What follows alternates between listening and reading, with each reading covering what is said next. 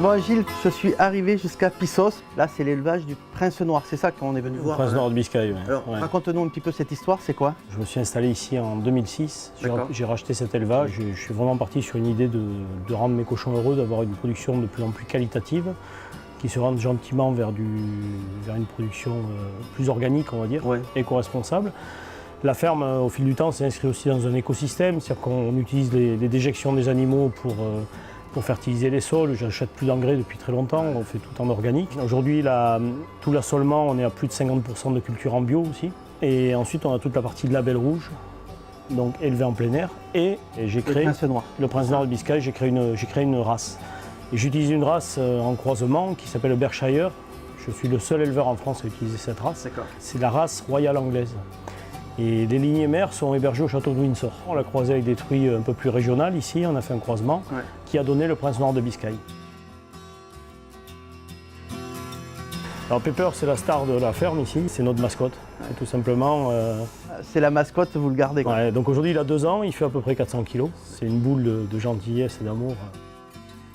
On est sur un cochon qui est plus gras, donc, mais qui aura un gras qui a une qualité différente. Un gras très très blanc, ultra blanc et très ferme, très dur en fait, qui ne va pas fondre dans la cuisson. On va avoir un lard qui est très qualitatif, notamment sur la poitrine. C'est-à-dire que c'est un cochon gras mais qui a une poitrine maigre. C'est sur la poitrine qu'on va vraiment retrouver tous les arômes. Et on a surtout une quantité de gras qui n'est pas rédhibitoire dans une assiette. Tu m'as dit que tu allais m'amener... Si t'es gentil, je te ferai goûter. Ouais, je parie que c'est secret encore, mais... Ouais, c'est un chef, un petit chef. Un petit chef de la région. Okay, j'attends de voir ça. Et ça, c'est l'art du croisement qui fait que j'arrive à conserver ça. Et c'est ma petite recette. C'est ma petite recette. Les chefs ont leur recette, moi j'ai la mienne sur le croisement. Alors, du coup, ça intéresse les chefs, ça? Ça intéresse les chefs, oui. Premièrement, ça les intéresse parce qu'ils identifient une origine d'un cochon qui vient de la ferme La Bruyère à Pissos, avec Gilles Pécastin qui a innové sur une race. Et ensuite, sur la qualité, en général, ceux qui y goûtent, ils ne changent pas d'avis. Mon esprit aujourd'hui, c'est de faire alliance avec des chefs que je sélectionne. C'est-à-dire qu'aujourd'hui, je ne vais pas donner ce produit à n'importe qui, tout simplement parce que je veux des gens qui sont capables de le mettre en valeur, qui vont y amener chaque fois une touche supplémentaire qui va permettre de passer des nouveaux caps, quoi. Et on en a l'expérience ici. J'ai un magazine là, donc. On regardait ça tout à l'heure. Gourmet de France, donc officié par Michel Guérard. Là, c'est des vrais pros qui l'ont évalué. Ils ont évalué plein de produits. Je regardais de la région. Alors, il y en a qui on va pas le citer, mais il y en a qui ont des belles notes et d'autres un peu moins.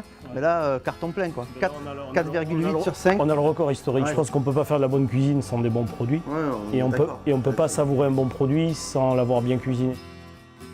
Un restaurateur qui voudrait procurer son produit. J'ai monté une alliance avec un découpeur de Bordeaux qui s'appelle Tradition et Terroir du Sud-Ouest, que vous connaissez, je pense. Alors, distribué par Passion Froid, c'est ça? Voilà, et qui ensuite est distribué par Passion Froid. Donc pareil, c'est dans une démarche éco-responsable, un circuit, une commande, une et en amont, on a un abattoir partenaire aussi, qui est Arcadie Sud-Ouest. C'est-à-dire que moi tout seul, je n'aurais pas pu le faire. Sans un distributeur comme Passion Froid, je ne pourrais pas distribuer.